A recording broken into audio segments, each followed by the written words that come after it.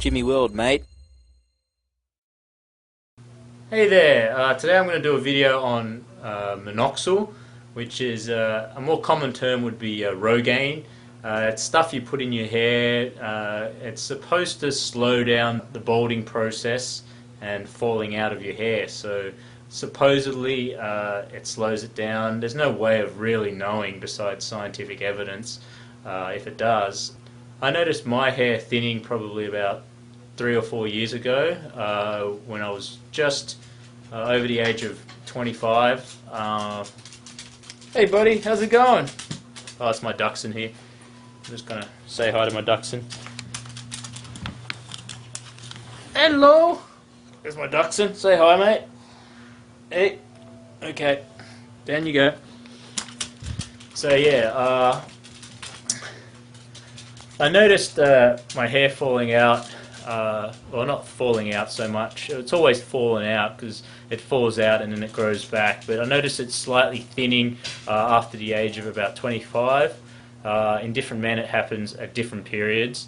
So it's really, if it's genetic, there's not a lot you can do. I believe that I would have a lot less hair if I didn't start using Rogaine or minoxidil 2 or 3 years ago. So it's just really up to personal opinion and what you think. I use it in the morning and before I go to bed at night, and all it requires is just 2 or 3 drops.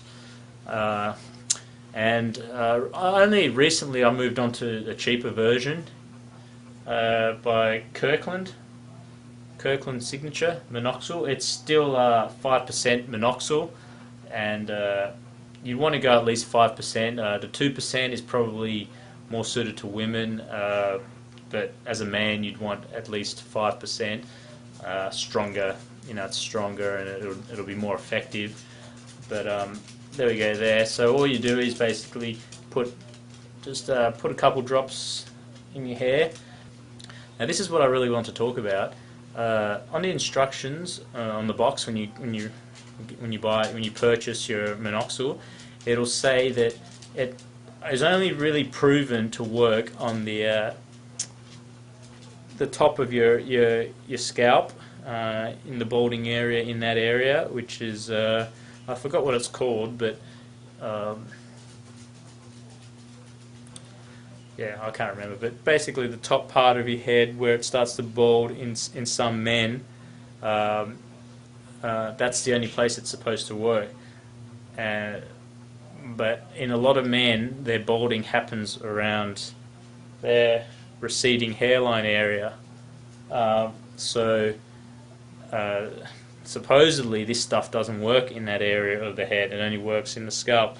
But honestly, I've used this for the last 3 or 4 years in the receding hairline in the front of my head, and have noticed that, well, it's not so much I've noticed, but I somehow can't help thinking that if I hadn't used it, there'd be a lot less hair there.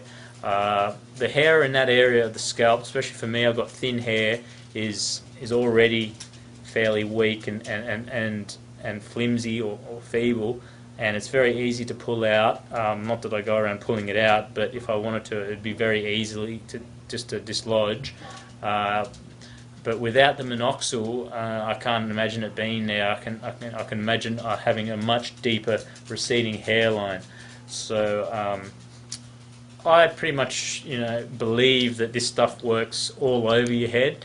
Wherever you've got a balding area, if you start using it, it's got to be better than not using it at all. So it's just, like I said, it's only 1 or 2 drops every morning and every night, and that'll just be an extra, couple percent that your hair and that hair on your scalp will be stronger. There are other things you can do to, strengthen your hair. You don't really want to put too many chemicals in your hair, hairsprays or stuff like that. It's not really good for a male, especially if you've got weak hair and you do find that you're balding.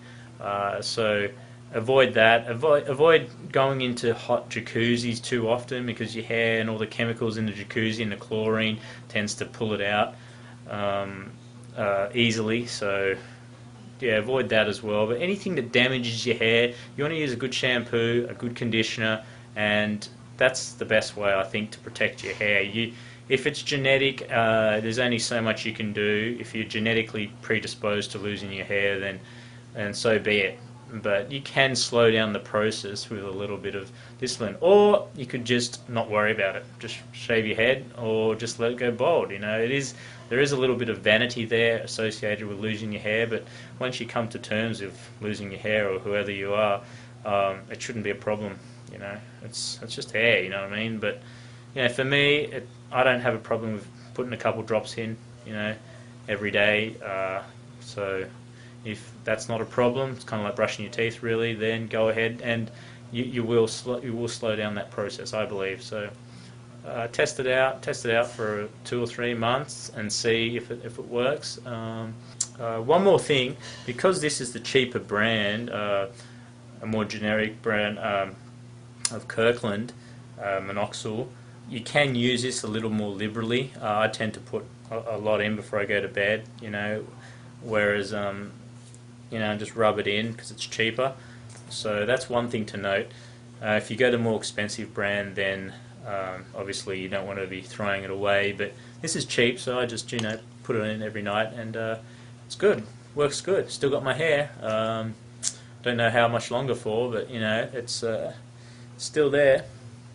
Okay, so I hope you enjoyed this video and the advice that I'm giving you, and take whatever you need away from the video. Good luck. Jimmy World, mate.